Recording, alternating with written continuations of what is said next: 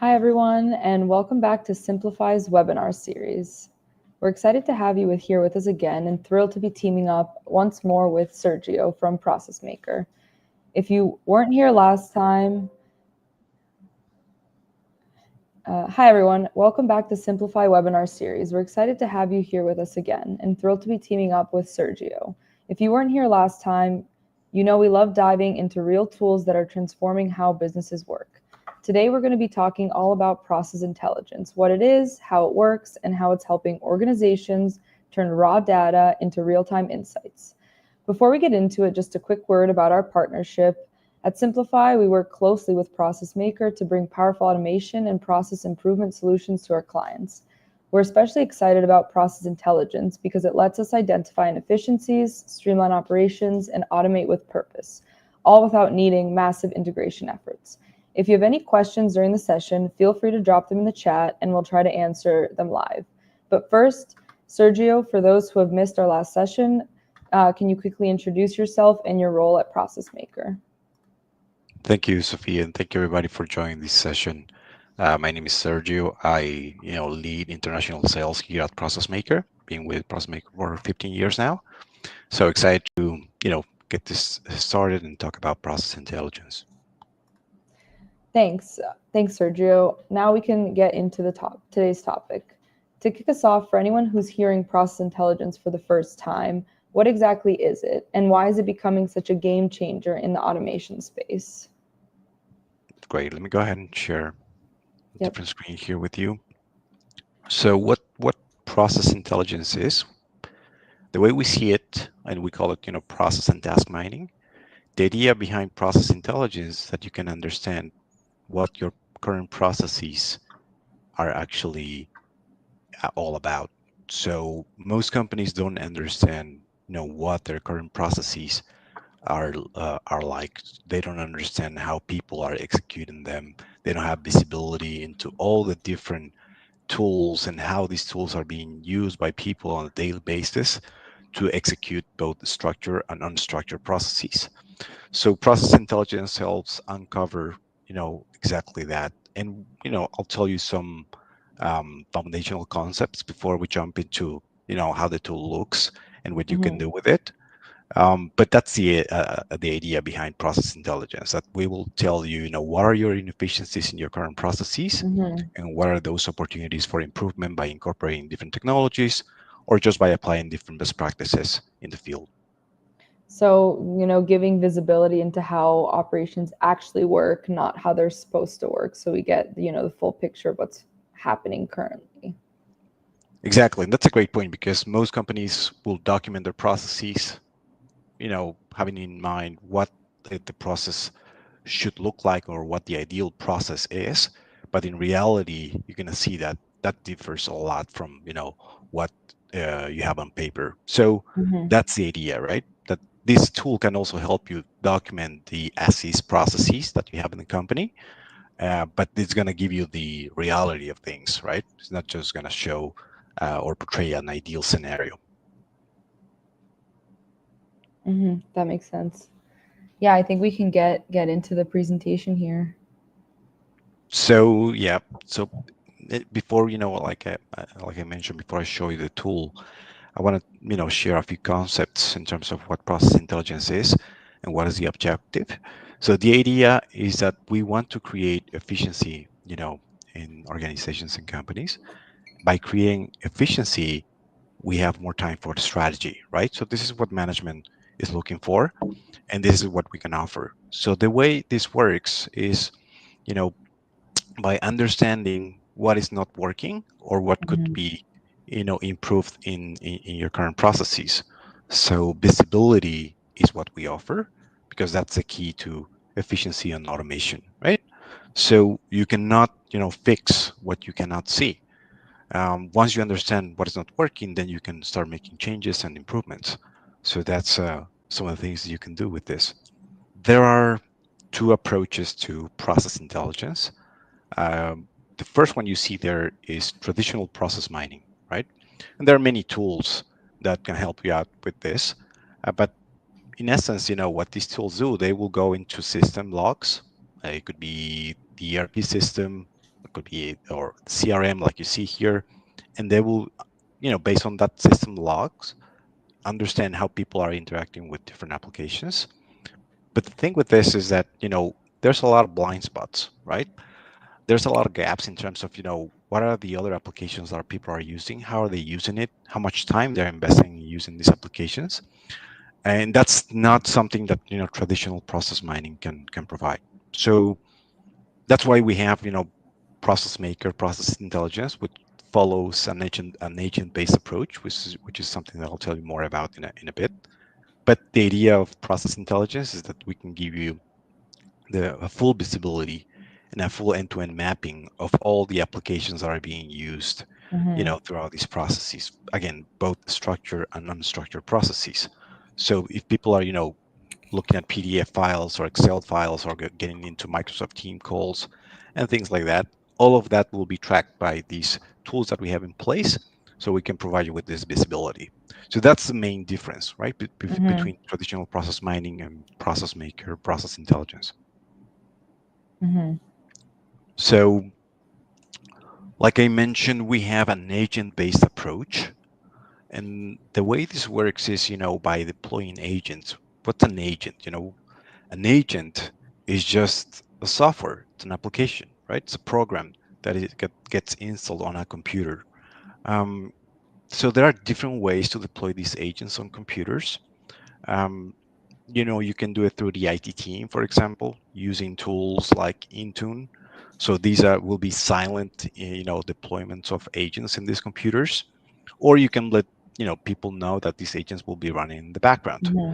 At the end of the day, it really doesn't make any difference because these agents come with built-in anonymity and data protection, right? So Mm-hmm. this specific product we have called Process Intelligence has been built for the EU region. It is GDPR compliant, right? But it's being used for companies, worldwide. So Mm-hmm. the whole idea of this is that these agents are deployed on these computers.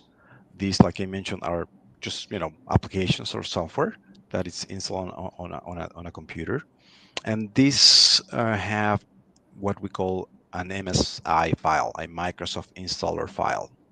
So what we use is Microsoft Windows technologies to understand how people are interacting with the Mm-hmm. applications they use on a daily basis. Mm, so these Right. so these agents that are, installed in the computer, they're actually collecting the data, collecting the clicks, collecting what's kind of happening.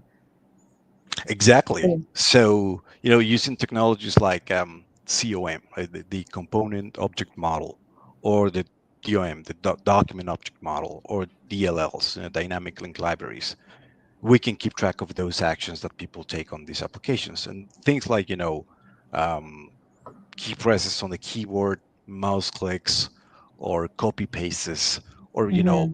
uh, editing specific fields in a form which is part of an application. And it works both on desktop applications and web-based applications, right?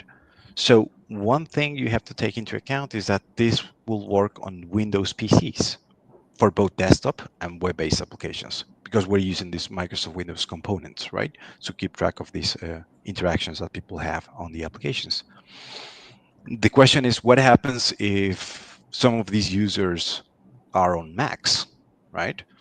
So we can keep track of what these people are doing on these Mac computers if they use Google Chrome, for example, because we have a Chrome extension that you can add it to your browser, and through that extension we can keep track of those actions people take on the applications they have in the web browser. But if it's outside of the web browser, then we will not be able to track it if we're talking about Mm-hmm. Macs, right? So that's very a good point for you to take into account in case you're considering deploying this type of technology, right? Mm-hmm. um, so again, it will work both on desktop applications and web-based applications on Windows PCs, right? So like I mentioned, this come with built-in anonymity and data protection, and they capture real-time data through the UI, meaning that the moment you have an application up on the screen, let's say you have Excel or Microsoft Teams, The moment you have it up on the screen, then the agent will start collecting data, like you were saying, Mhm. right, of these actions and how how people interact with it. So all of these data go into a JSON file, right? And then this JSON file will be sent to the cloud where the process intelligence engine is running on, in this case, Microsoft Azure, in different locations based on where the client is located at. But it follows an object-centric data model, and it provides you with automatic process and task mining analysis, right? So the idea is that you don't need to do anything with this data, right? All of these analysis will be done by different algorithms, different patterns that the tool will analyze, and all the data that is collected to provide you with those insights. So Mhm. you'll have this dashboard that will show you these automatic insights and self-serve tools. And on top of that, through Simplify or, through, by working directly with us, we can prepare a specific high-level report of what are those findings, right? What is it Mhm. that, you know, you're not doing well in these processes? What are those inefficiencies that you have? How people are spending their time, and what are Mhm. those opportunities for improvement. So some of the things that this tool is going to provide you with is a recommendation on what technologies you can incorporate in certain parts of your processes Mhm. to make them more efficient, right? Mhm. Yeah, I was um, I was gonna ask, how does, and maybe you'll get to this later, but how does process intelligence help you know where to automate instead of just automating for automation's sake? How does it come up with these kind of yeah, solutions? yeah. So, I mean, based on the data that was gathered and the analysis that is done by the tools that we have in place, is going to come up with different recommendations. Like in some cases, you know, you don't need to automate the end-to-end process. You need to incorporate RPA, for example, right? Robotic process automation. So you can have some bots performing specific tasks, but that can only happen if you know what are those repetitive tasks that are being done by humans that could be replaced by bots, right? Mhm. And that can only be done when you have these tools in place. We can actually analyze that repetitiveness of people, when they interact and they perform certain actions in the context of a process. So that's some of the things that these Mhm. tools going to come up with. It's going to tell you, okay, here you can incorporate RPA to make this task more efficient, and in this other part of the process you can incorporate IDP, for example. And Mhm. IDP stands for intelligent document processing, right? So using different OCR and ICR technologies, you can extract data from different documents. I mean, automatically extract data from these documents, and then have that data be inserted into other applications. And that's when the tool process intelligence identifies that there's a lot of copy pastes happening from one document into another Mm. application, right? Yeah. So when there repetitiveness happens, the tool will understand where this is happening, what context, and that's why it's going to tell you, on this task you can use IDP, intelligent document processing. But we're not Mhm. going to tell which tool, just going to tell what technology, right? Just like in Yeah. with RPA.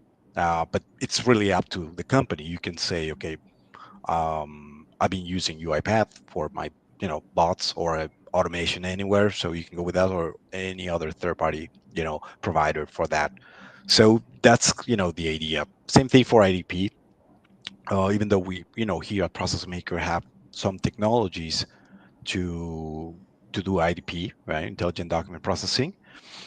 What's interesting about this product is that you can get it, separately from our automation platform. So if you're not ready for automation yet, and you want to understand what your processes look like, what are your inefficiencies and opportunities for improvement, and from there, come up with a strategy in terms of, what processes should be automated, this could be a great tool for that, right? Even though if you don't Mhm. do it with ProcessMaker, with our business process management solution, um, even though if you don't do it with our solution, I mean, you can have those insights, so you can apply it with any other technology that you might you might be leaning towards to, or what be your preference. Because in some cases, people sometimes cannot go with our full-blown BPA platform, just because since Process Maker runs on AWS, and they have their ecosystem, Microsoft Azure, for example, they just can't go with ProcessMaker, right? So they will have to look for a different Mm-hmm. provider. So those are some of the things. So that's how we see it. That's how it works. These agents are agents that are reusable agents. So this is a very good point to touch on when people are using agents to uncover how these processes work. The question is, how long should we deploy these agents Mm. Yeah. for, right, in order to have these insights. So, on average, in our experience, it's somewhere between, 4 to 6 weeks, right? Mm-hmm. Because the idea is that we need to keep track of, when we're talking about structured processes, we need to keep track of the whole cycle, right? Sometimes the cycle end to end will take 4 or 6 weeks, in some cases even 8 weeks, right? But on average, it's somewhere between 4 to 6 weeks. So that's how long you will need to deploy these agents to get these actionable insights, right? And, Mm-hmm. and then take action from there. So that's Do how the it works. agents keep getting better the more that they're being used? So if, they look at one process somewhere and then maybe a somewhere, it's like, is there a database, I guess, of, do they get better as they, perform more, as, every time they're on one computer, do they get better the next time they perform similar or look at similar kind of processes? Yeah, that's a great question. And the answer is yes, because like I mentioned, this AI analysis that is happening when the data is collected into the JSON files and then sent to the cloud for analysis, we have AI tools, right? Mm-hmm. So there are different algorithms, patterns are being analyzed, and AI tools that will analyze this data. So these AI tools are always learning, right? But it will be more on the AI side of things than on the Mm-hmm. agent side, because the agent is just there to collect data Yeah, and yeah. then More the send it AI to the cloud. side is. Mm-hmm. That makes Exactly. sense. Yeah. Yeah. So that's the idea, right? Mm-hmm. That's how it works. So I'm going to switch to a different slide here just to show you, at a very high level, what automatic end-to-end mapping will look like. In this example, we have three teams: Team Washington, Team Madrid, and Team Bangalore, right? So you can tell that we're looking at a structured process because there's a process ID. There's an identifier of the process, right? It could be a ticket number, a request number. In this example, we have a case number, and that's CA5324. So you can see that this case goes through different teams and goes through different stages: validation, reviewing, and approval. So if we take a look at what's happening with Team Washington, when they're processing this case number or request, they go into Salesforce for 15 minutes to review the application in this case, and then they will spend another 10 minutes sending out an email to check policy instructions via Outlook. 2.5 days after, this is sent to Team Madrid, and then the team will look at an Excel sheet to analyze the create application, spend 20 minutes doing that, and then we'll jump into Microsoft Teams to ask for a second opinion. And 2 weeks after, then everything gets sent to Team Bangalore, where the team will go into the ERP system. Could be any ERP. In this example, is SAP, to update the credit limits in the ERP. And this is done in 15 minutes. And then another 5 minutes sending out an email via Outlook informing about the credit to the team. So here we're looking at two process KPIs, right? The throughput time, which is 17 days, and the manual uh, transaction process, right? Which in this case would be 75 minutes. So that's at a very high level, the analysis that you're getting from these agents that are monitoring these processes. Mm-hmm. So what I do want to point out here is that even though, sometimes process maps look very nice on a piece of paper, in reality, it's very different, right? And that's what we have Mm-hmm. seen. Because right now you have a very nice, three-step workflow, um, but in reality you're going to have 5, 10, 20 tasks, different approval stages, different loops that happening, and multiple variants in that process, meaning that people Mhm. will follow multiple paths, Yeah. in order to execute the same process or the same request. So that's the type of visibility that we provide with process intelligence. We will show you what are those variants that people are following.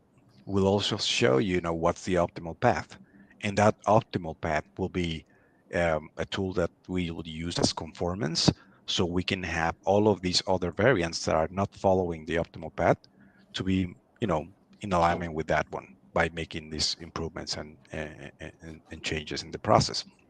Another aspect of this that I do want to highlight is that if you take a look at the first task, let's say we're looking at Team Washington, we know that the team spends 15 minutes in Salesforce.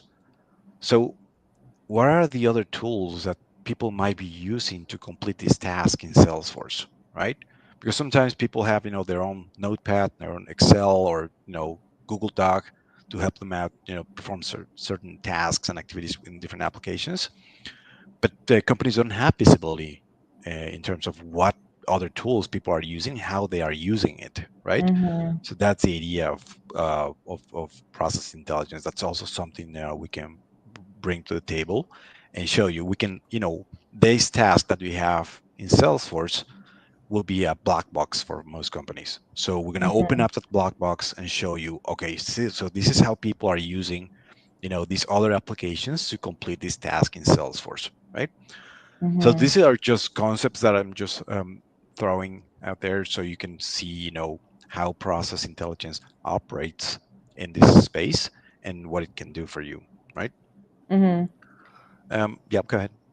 Yeah, no, I'm just gonna say, Simplify, we focus a lot on bridging the gap between analysis and execution.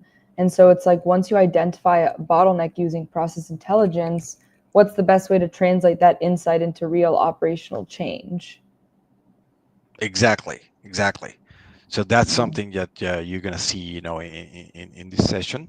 Some of the reports that we create for our clients based on those, findings and what are those actionable insights. Mm. So that's something, I'll show you in a bit. So before we jump into the tool, there are three spaces that I want to share with you in terms of things you can do in process intelligence. So the first one, and the one you have on the left, is understanding your digital landscape with workforce intelligence. This is like a matrix of all the applications that are being monitored by these Mhm. agents, right? Which is something you'll see. And then you have this, you can rediscover repeated tasks and action and workflow across your teams. And finalize, you can analyze your processes, for granular insights and details. And that's where you will see those variants, optimal paths, and recommendations in terms of technologies that can be used in these processes to make them more efficient. Another aspect of process intelligence, and this is something that I always, show people that are interested in this technology, is how different process intelligence is from other tools, in this case, process Mhm. mining tools or task mining tools, right? Um, so from a deployment standpoint, if you're looking at a process mining tool, it needs to read system logs, like I was saying right at the beginning of this presentation. The traditional, process mining approach needs to access system logs, understand how people interact with it. So it needs integration with databases. So Mhm. it requires some configuration. From our standpoint, it's a plug and play deployment without integration needs, right? Now, task mining tools will require desktop monitoring, right? So if you're familiar with task mining, sometimes they Mhm. take screenshots, sometimes you'll have someone next to you, taking notes of how you, interact with our applications, which will be traditional one, the traditional aspect of that. Then from a KPI standpoint, you know, in process mining, it's only processes, right? With Mhm. process intelligence, we give you KPIs on processes, tasks, and activities seamlessly. Mhm. And whereas with task mining, it's again just tasks.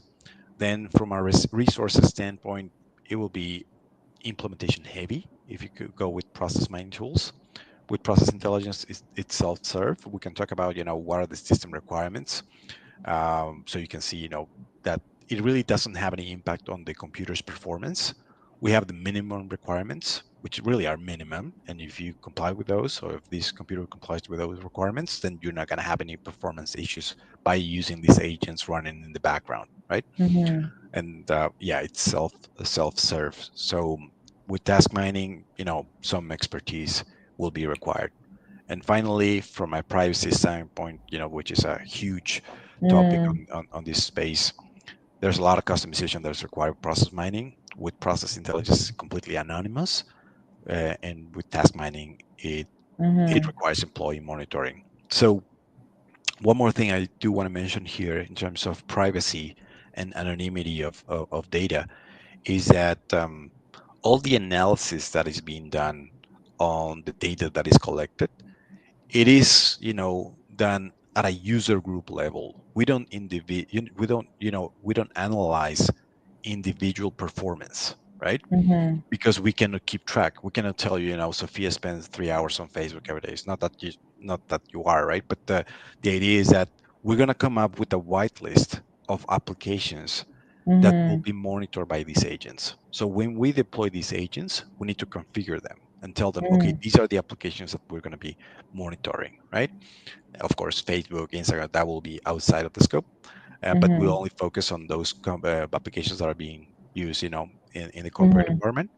Um, Wh- yep, does it track, do they track time when, not specifically what you're doing when it's not in those applications, but just that it's not in those applications? Like if it. exactly. Mm-hmm. Yeah, Mm-hmm. yeah, it keeps track of those times, and it will also keep track of idle times, right? Sometimes people are Mm-hmm. not doing anything, but have those screens up on the screen. We'll keep track of those times as well. Yeah. Mm-hmm.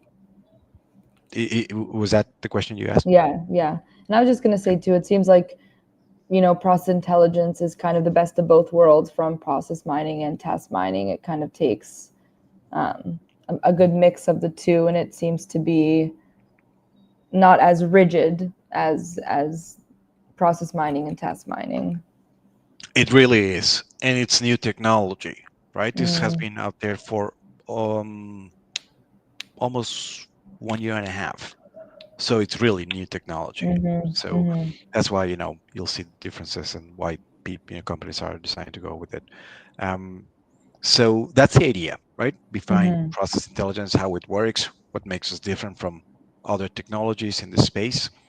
And now I'm going to jump into the tool to just mhm, walk you through and show you some of the things that it has and what you can do with it.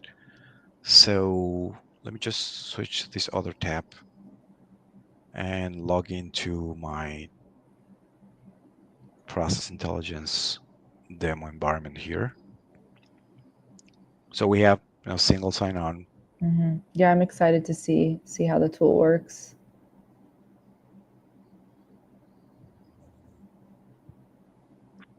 Yeah, and I mean, most of the things that you see here are not things that you're going to have to work with if you just need to know what are those inefficiencies and what improvements could be incorporated, right? Because at the end of the day, that's some of the work that we do for you. Uh, in this case, clients will get these services from you, from Simplified or from ProcessMaker, right? So this is just start when where you have all computers that are being monitored and a few guidelines in terms of how to use it, and then you have this data flow uh, in the top menu that showcases this matrix that I was telling you about with all the Mhm, applications that are being monitored real time by these agents, right? So here you have NetSuite, Teams, Excel, and whatnot. So mhm, on the right side, you can have this kind of legends for different types of applications that we are looking at. For example, core business systems or document related applications or communication applications. So you can kind of see those. And also if you have, applications in a different category, you can use other for those. So that's something that is part of the configuration when you are deploying agents, right? Like I mentioned, mhm, you need to come up with a whitelist in terms of what are those applications that we'll be monitoring, both desktop applications and web-based applications. For and it's a very easy configuration. For example, for desktop applications, we only need the application name, right? mhm, For web-based applications, we only need the URL of that application. right? And then a few more things that need to be done on the configuration side. But going back to this part, kind of the digress here. So if I click on Microsoft Teams, you're going to see some of these copy pastes from the app, teams involved, annualized costs, and Mhm. workflows that are being executed using Microsoft Teams and other applications, right? Same thing for these other ones. So this is what we call the digital landscape, right? You can have these agents monitoring your processes and applications throughout the year if Mhm. you want, right? Um, to get actionable insights, like I mentioned, it only takes 4 weeks or 6 weeks. We'll Mhm. process it. We'll put together the meaningful information, and we'll create this report for you. But you can, have these agents running for a year. And why is it that I'm, talking about it? Because if you think about it, you deploy agents to understand what's not working, right? And what are the things that you can do to make them more efficient. Okay, Mhm. so you've done that. You get the report. You understand what you can do with it. You incorporate those new technologies, those actionable insights that we have recommended. You take action on those, and then you want to see if you're actually, having more efficient processes compared to what you had before, right? So Mhm. after you make these improvements, incorporate these new technologies, RPA, IDP, BPA, and whatnot, um, maybe 3-4 months after, you can have the same agents monitoring the same Mhm. scope to see, okay, is it really working, right? Yeah. And see the contrast. What are the Mhm. differences Yeah. between the new processes with improvements versus the old one. Yeah. So that's the idea of having these agents running throughout the year. um, Mm. so let me switch to, well, before I switch to the next tab. Here you have a view of all of these applications in a table format. And you can see a list of all the applications, categories, copies, pastes from the ad, and annualized costs, right? So I'm going to click on business apps to show you what is the dashboard that you see when you monitor these applications. Mhm. So here you see Teams, Excel, Outlook, NetSuite, Power BI, and whatnot.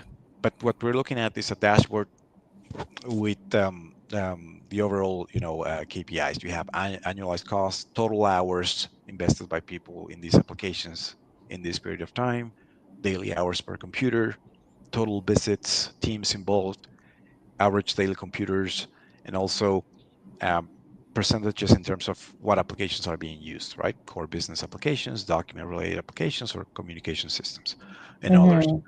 Um, so if I click on any of these applications, for example, let's click on SAP, you're going to get the same, KPIs, but you get to see, what are the business apps usage, right? How people are using SAP. What are those modules, for example, like process receivables and whatnot.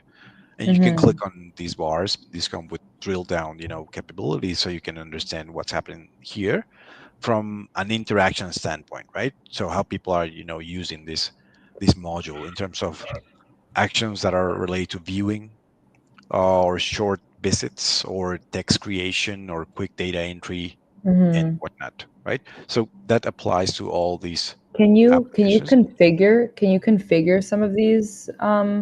If there's something that you want to monitor that's maybe not there, is there a way to configure this application or it not yet? Configuring what way? What would you like to monitor, like, for example? Well, I guess if there's something that you want to monitor that isn't there, I don't know, maybe just clicks of something that's obviously there, but if there's like a new KPI or something that you want to monitor, can you configure the agent to like look for specific things? So agents will always listen to all data, I mean, to all Mhm. interactions that people take on those applications. The interaction itself is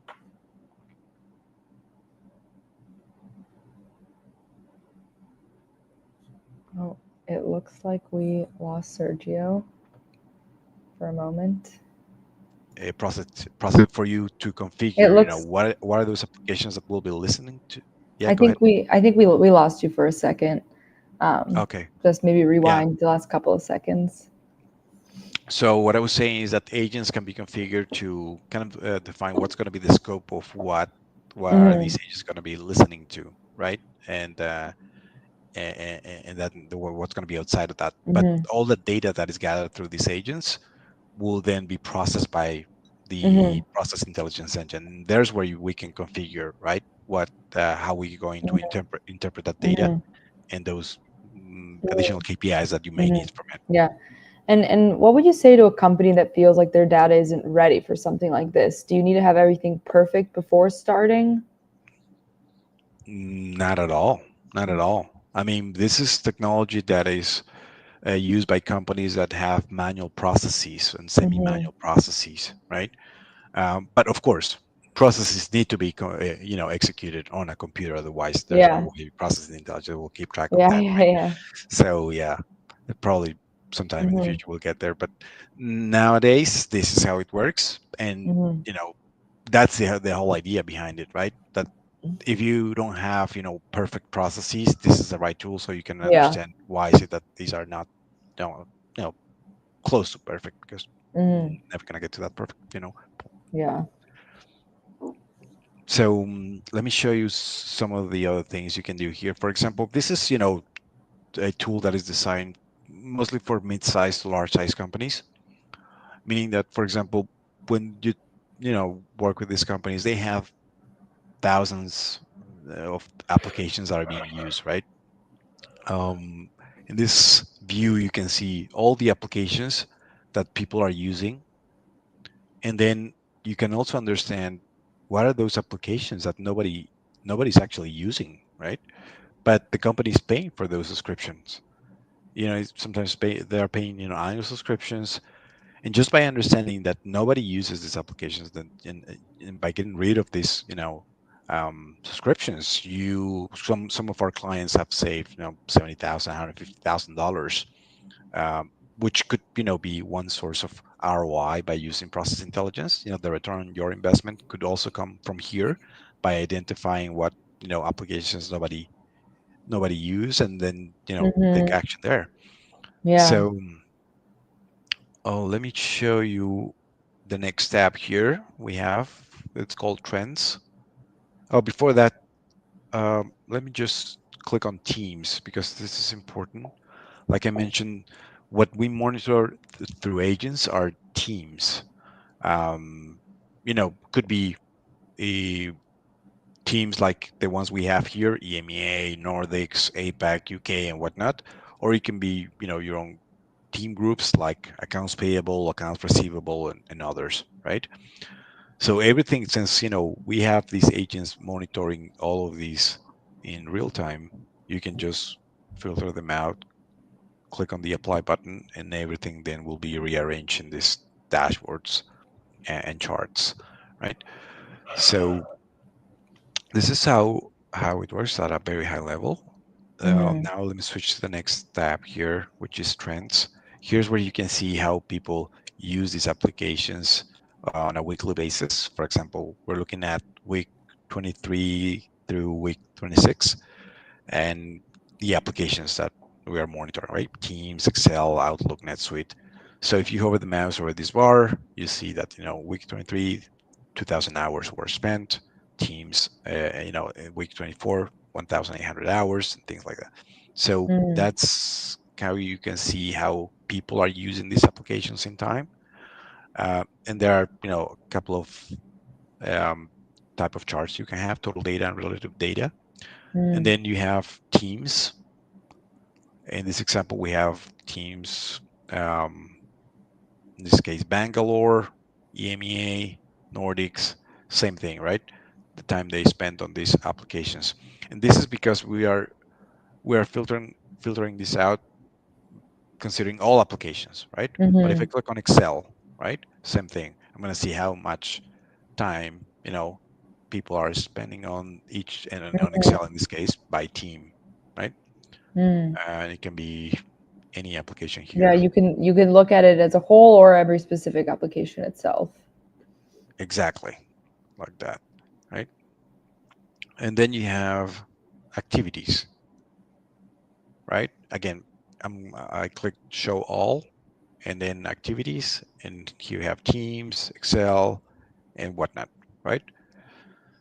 So if I look at Teams, I can see the different modules in Teams that people are using: meeting, app, chat, calendar, reports, Mhm. expenses, and whatnot.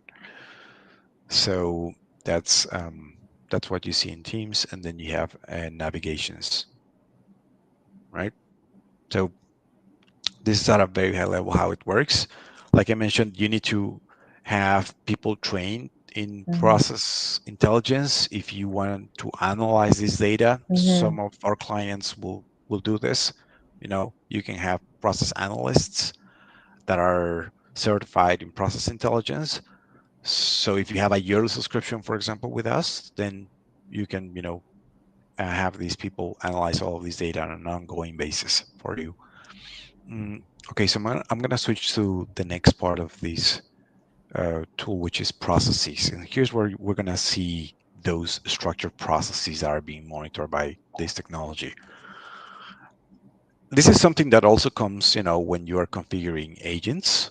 And when you're Mhm. doing that, you need to enter a name for the process that will be monitoring, right? So it shows here, in this case, claims management, underwriting, accounts receivable, accounts payable, and whatnot.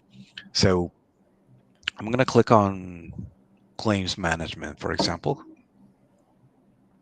You have this high level overview where you have active work, process work share, cost per case. That's also something that you configure when you are deploying these agents. What is the man hour cost? So we can come up with those quantifiable, KPIs. Then you have case volumes, um, cases in analysis in this case, and process KPIs, right? So this is the as is, in this example, 4.5 days on average to complete the process, active work per case and touches per cases.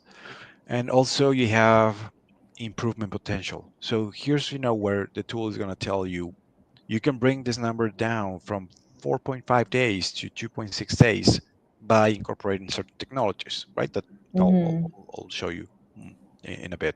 But that's the idea, right? So I'm going to click on variants here. So you see the process map that is automatically generated based on the data that was collected through these Mm. agents. But So again, for yeah, the process map to be created, do you have to have the agent, start the process, or they on their own, and then through the data analytics will understand what the process is after you do it so many times? that's the beauty of it. Yeah, Mhm. these agents will do it automatically for you, right? Mhm. So all you need to tell the agent is what is the application that they're monitoring, what is the process name, and then that's it. Because all of this data that is collected is showing, what's happening when they execute the process, and the way an agent associates different tasks with a specific process or process ID uh, is by associating those activities with the process ID that you find at the end of the Mhm. URL if it's a web-based application that you're monitoring, and that's how we can associate these tasks with those structured processes based on that process ID, right? That it's at the end of Mhm. the URL. And same thing with desktop applications. All of these modules have a name, and we will pull that name from that window and have it here as a task. So that's why this is a process map that is automatically generated based on the data collected. Here is showing you 12,000 cases that have been processed. First task is, create an insurance claim in Salesforce, which is completed in 1.8 minutes on average. And all of these 12,000 cases are assigned to the next task in 1.1 days. So next task here is to sign the claim form in DocuSign.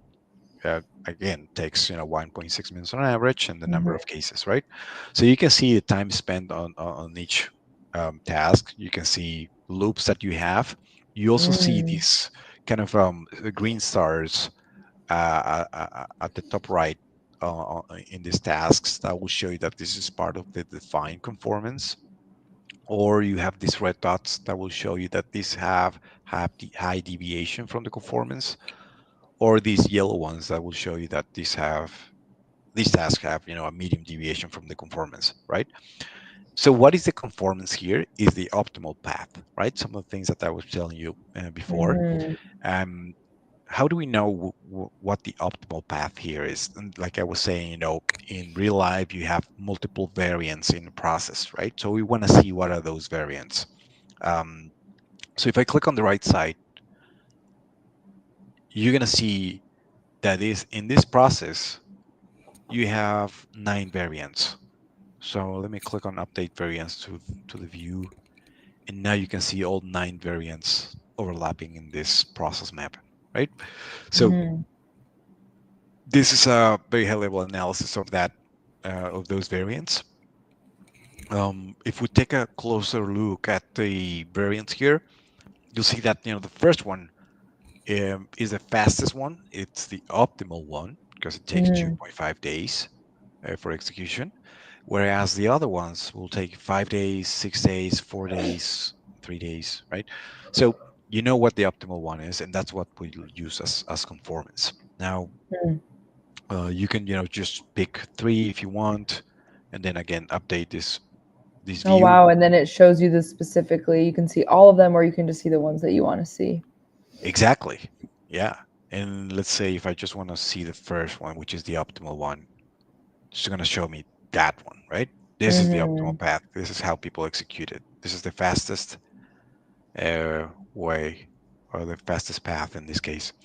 So let me just update this so we can have 3 variants here.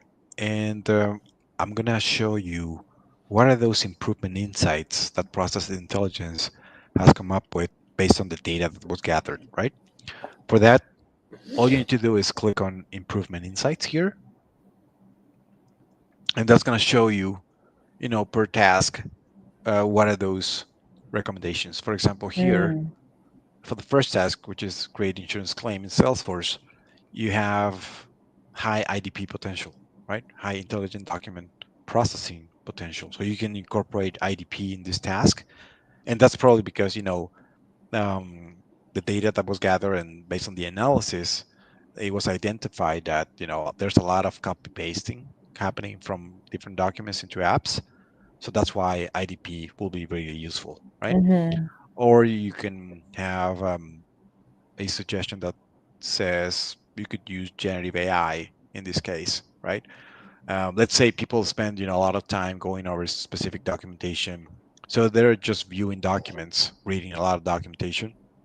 In some cases, using generative AI tools to provide summaries could speed things up. So that's why probably generative AI is a recommendation there. But it could be any, right? It could be RPA, like I mentioned. It could be BPA or business process automation, IDP, Mhm. and whatnot. So all of that will be there. But then again, we will consolidate all of this information, this report that we create for our clients. So you can also see task activities here, Mhm. right? Multi-system workflows, focused work, and quick processing, and also teams involved in each task, as you can see there, right? And some Mhm. of the insights that you get are, number of cases, average duration per case, total active work, average active work time per case, and the cost per case you have there.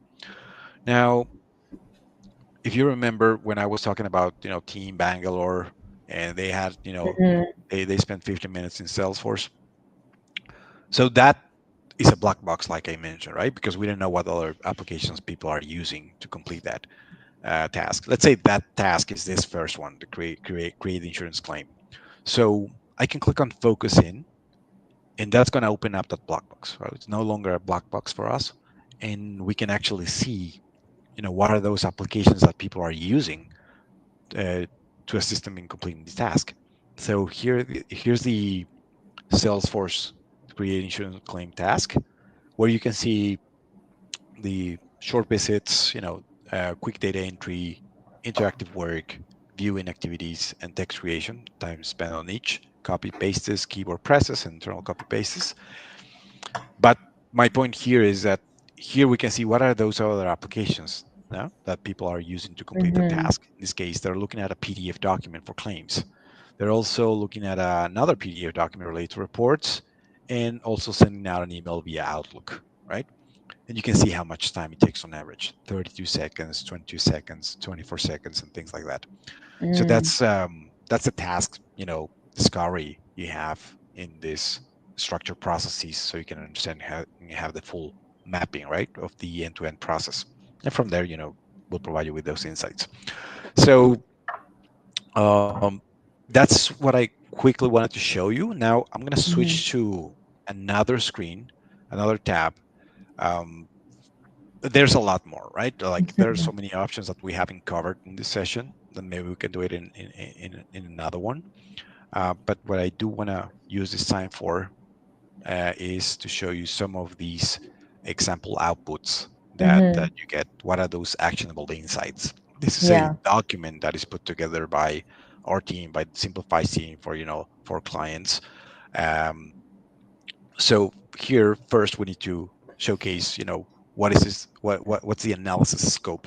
So is it workforce analytics, task discovery, or process analysis? Right now, we're going to focus on these first two, and here are those insights. Right. First, we'll show you, what is that list of qualified opportunities, and this will be based on different criteria. It could be, potential saving, could be work time reduction, could be throughput time improvement, reducing transactions, and others. So there are some of these metrics, right, that we have gathered to provide you with that Mhm, list. And then we can also show you the employee productivity. So we can see that, the productivity here is 4.23 hours daily per computer, but the expectation is actually 6.6 hours, right? mm, So there's a team variance up to 48%, and then that translates to a productivity loss, which is 32%. And based on the number of computers that we're looking at here, that represents $450,000 loss in productivity, right? mm. So all of these, uh, KPIs and insights is something that is prepared based on the Yeah. data that was gathered, right? And this is something, again, that we'll put together for clients. They don't need to do it, Mm, although they can, right? If they get mhm, their people trained. Uh, Here you can see how the people can, I mean, companies can eliminate unused mm, licenses. In this example, they have eliminated ten unused licenses, which yield $70,000 in annual savings. um, you can see what is that automation potential based on the analysis of copy pastes. Here you can see that, part of the insights and recommendations are to incorporate BPA, RPA, and mm, other technologies. And in this example, you can save up to 3,333 hours annually, which mm, is equivalent to two full-time employees, right? mhm. Then you can standardize process execution. We identified all variants that you have in that structured process. In this case, 50 variants, right? Here you can see that the most repetitive process has 50 variants, making the process very inefficient. Only 23% of tasks follow the same fastest execution path, and 77% tasks are non-optimal, right? So these are insights that you're not going to get, from other tools. Then you Mm, have yeah, these are really finding, these are invaluable insights for companies that don't have the time themselves to kind of check every single, what everyone's working. This is amazing. for sure, yeah. Here you have process bottlenecks, right? What are those bottlenecks? So here the insight is, half of the process time, 51% during the last 7 days, goes to processing receivables task, which is 345 hours. So annualized cost of processing receivables is about $540,000 yearly, and expecting to optimize and automate half of that processing time could yield $260,000 savings, right? That's a lot. So um, that's some of the insights. Then you Mm, have conformance of standard operating procedures. Only 31% of the work happens in the design business systems. 69% of the business work mm, happens in non-controllable tools, systems, or workflows. So